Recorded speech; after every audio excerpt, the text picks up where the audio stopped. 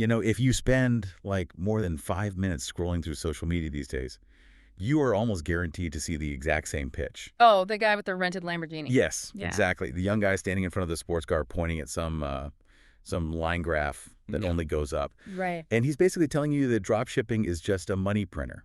The pitch is always, set up a store, find a cheap product overseas, run some ads, and boom, you're living the laptop lifestyle on a beach. It looks so clean, like this perfectly frictionless machine where you put $1 in and get $3 out. Exactly. Yeah. But then you actually look under the hood of that machine, and suddenly that frictionless fantasy, well, it grinds to a painful halt. It really does. It's a profound wake-up call. Yeah, and that's what we're doing today. We've got this brilliantly comprehensive financial breakdown in front of us titled Shopify Dropshipping Profit Margins, the Real Numbers. And honestly, it paints a financial landscape that is kind of a minefield if you don't know exactly where to step. Yeah, because it's the absolute definition of, spreadsheet versus reality. Yeah. What makes this specific source so incredibly valuable is that it strips away that whole guru sales pitch. Right. We are looking at a full, line-by-line, one-order profit and loss breakdown. I mean, we've got margin ranges sourced directly from Shopify's own data. Which is huge. It is. Plus, there's this net margin calculator that factors in all the silent killers of e-commerce, like hidden costs, like returns, payment gateways, app subscriptions, the things nobody talks about. So if you are an aspiring entrepreneur, or maybe you're evaluating an e-commerce side hustle, or you just want to understand how the digital economy actually operates beneath all that marketing fluff, you are in the right place. Absolutely. Our mission for this deep dive is to tear apart that free money fantasy using just hard, unvarnished numbers. We are going to give you the exact math you need to avoid losing your shirt. Let's do it. So let's dive right in. I think the biggest myth we need to deconstruct right out of the gate is what your gross margin looks like versus your actual net margin. Oh, man. This is exactly where so many beginners just dig their own graves. Yeah. Yeah, because gross margin is incredibly easy to calculate, so our brains just naturally latch onto it, and we mistake it for take-home profit. Right. It's that classic fantasy scenario we see all the time. Like, let's say you find a product from an overseas supplier for $40. Okay. You list it on your Shopify store for $60. Yeah. You look at that $20 difference and think, wow, I'm making a clean 33% margin.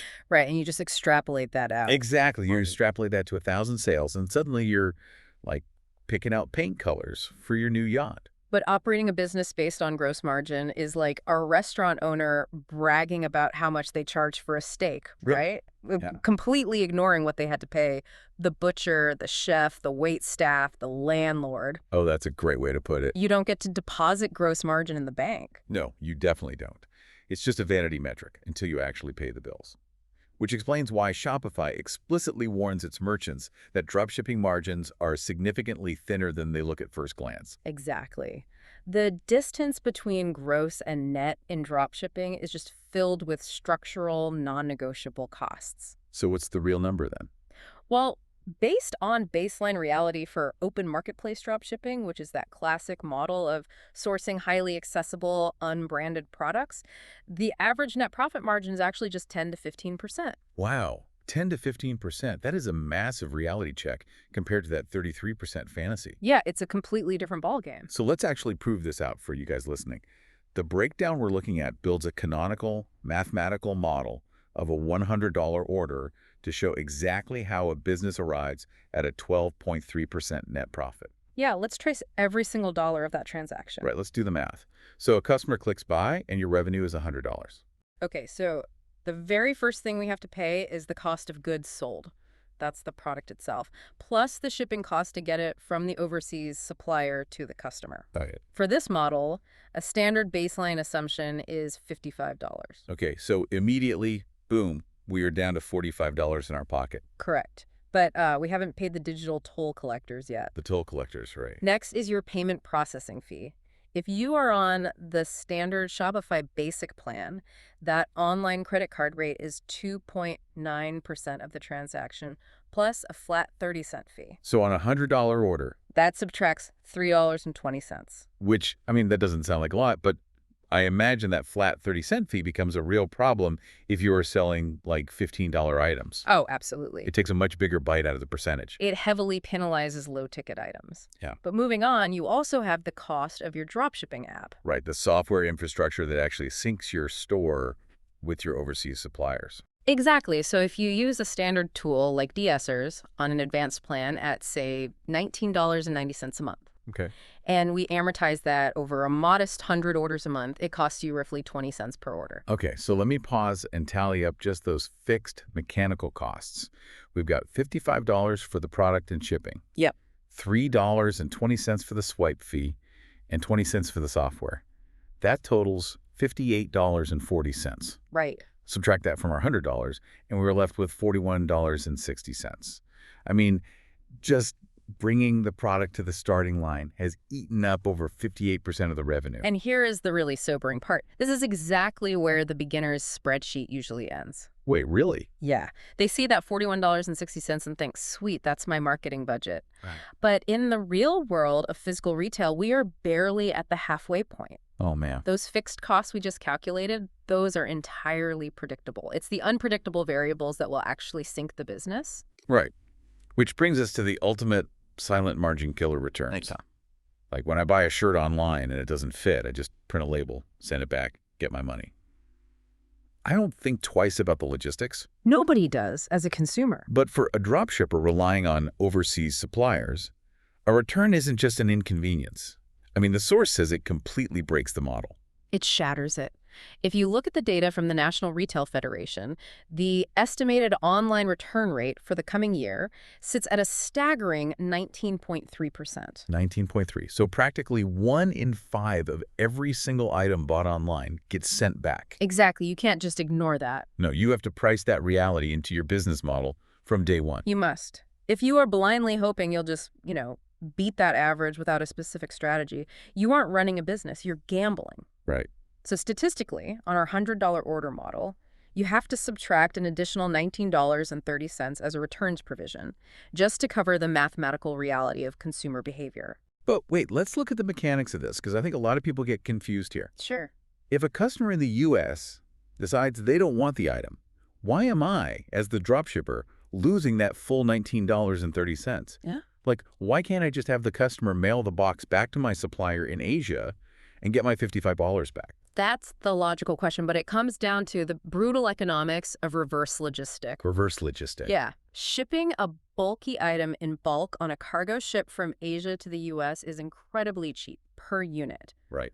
But shipping a single low-value product from a residential address in, Ohio back to a warehouse in Shenzhen, it is prohibitively expensive.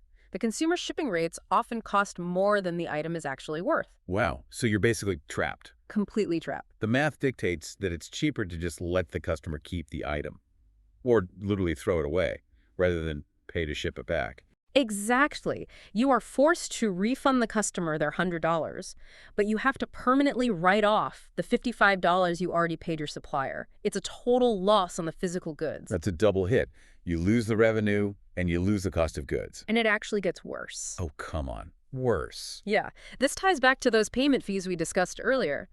When you issue that $100 refund to your unhappy customer, Shopify does not return the original $3.20 credit card processing fee to you. Wait, that feels borderline punitive. You are essentially paying them to process a refund. You are. Yeah. Every single refund quietly costs you that original processing fee on top of the lost product costs. That is insane. And if the customer gets impatient and bypasses you entirely to file a chargeback with their bank, the financial penalty is severe. Okay, let's define that, because a chargeback isn't just a refund, right? Yeah, not at all. It's when a customer calls Visa or MasterCard directly and says, I didn't authorize this, or I was scammed, I never got my item.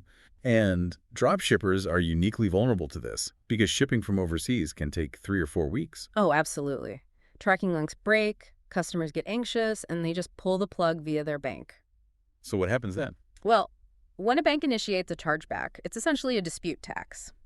The credit card networks want to discourage platforms from hosting bad merchants. Makes sense. So if you get a chargeback, you lose the $100 revenue, you lose the $55 product, you lose the original swipe fee, and on top of all of that, your payment gateway slaps you with a penalty fee. A penalty fee. Yeah, often around $15, just for the hassle of managing the dispute. Wow. So an email asking, "Where's my order?"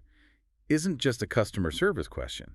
It is like the most dangerous phrase in your business. It really is. If you don't have airtight customer support and crystal clear delivery estimates, chargebacks won't just drain your margin. What else could they do? The payment gateways will permanently ban you from processing credit cards altogether. Which is game over.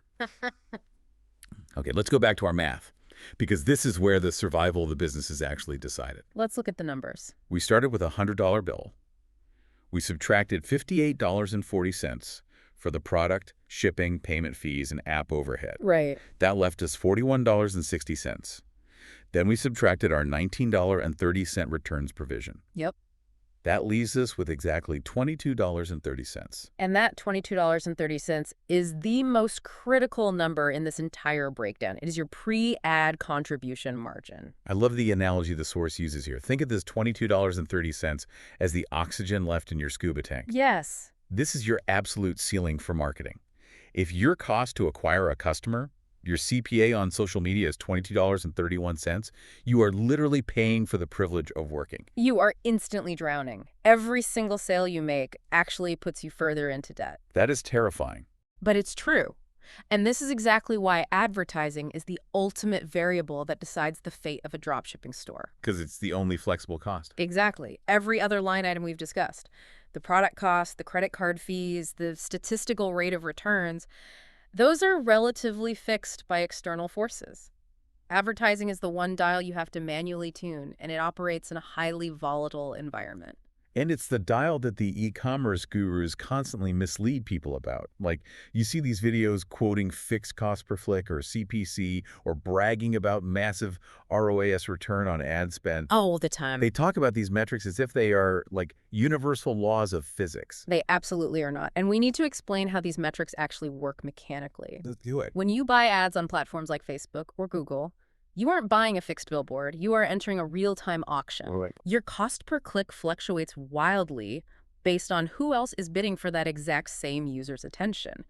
If you are selling a kitchen gadget in November, you're bidding against massive billion-dollar brands with huge budgets for holiday shoppers. So your CPC spikes, and suddenly you are paying $3 just to get someone to click your link, let alone actually buy the product. Exactly. And what about ROAS? The gurus love to say, I put $1 in and get $4 back in revenue. Yeah, ROAS is a dangerously manipulative metric when viewed in isolation. It only measures top-line revenue generated by the ad. So it ignores all the costs. It completely ignores your cost of goods, your payment fees, and your returns.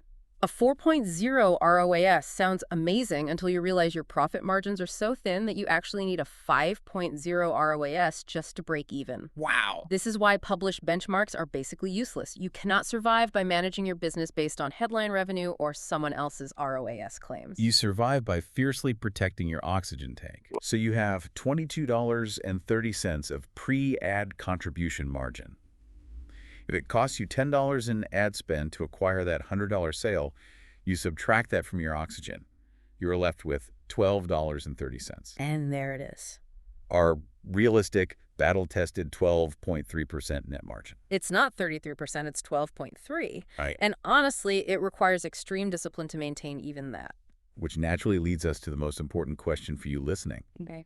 If we're sitting at this fragile 12.3% net margin, where one bad week in the Facebook ad auction puts us underwater, how do we fight back? Right. We can't just blindly throw more money into the algorithm.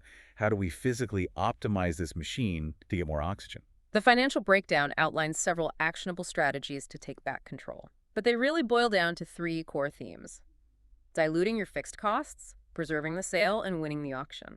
Okay, let's explore the mechanics of those, starting with diluting fixed costs. The most obvious way to do this is to increase your average order value, or AOV. Right. Instead of trying to find more customers, you get the customers you already have to spend more at checkout. Makes sense. The mechanics here are crucial. Let's say you successfully convince a customer to buy a bundle of 3 items instead of 1.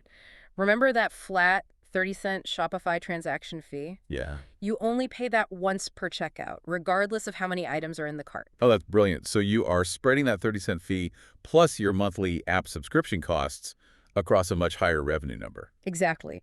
The fixed costs become a significantly smaller percentage of the total transaction. That's a great lever to pull. You are also addressing fixed costs by optimizing your overhead. For instance, moving your software to annual plans. Upgrading to advanced drops the card rate to 2.5%, right? Yeah, Shopify and most app developers will offer significant discounts if you pay for a year upfront. Because it gives them guaranteed upfront cash flow, so they pass a fraction of that benefit back to you by lowering your monthly burden or even dropping your credit card processing rate slightly. It sounds tiny, but over thousands of orders, it adds up to serious margin protection. It really does. Now, the second theme is preserving the sale, which largely means aggressively attacking that 19.3% return rate. Right. Because you cannot change the physics of overseas reverse logistics. No, you can't. So you have to prevent the return from ever happening in the first place. But how do you practically do that when you don't even manufacture the product? By managing consumer expectations flawlessly. The vast majority of returns occur because the physical product that arrived in the mail did not match the idealized picture in the customer's head. Ah, I see. If you use highly accurate, unretouched photos, provide meticulous sizing guides, and are brutally honest about shipping times, you bridge that gap. You stop selling a fantasy and start selling a reality. Exactly. If you can drop your specific store's return rate from 19% down to 9%, you immediately inject $10 of pure profit back into your margin on every $100 order.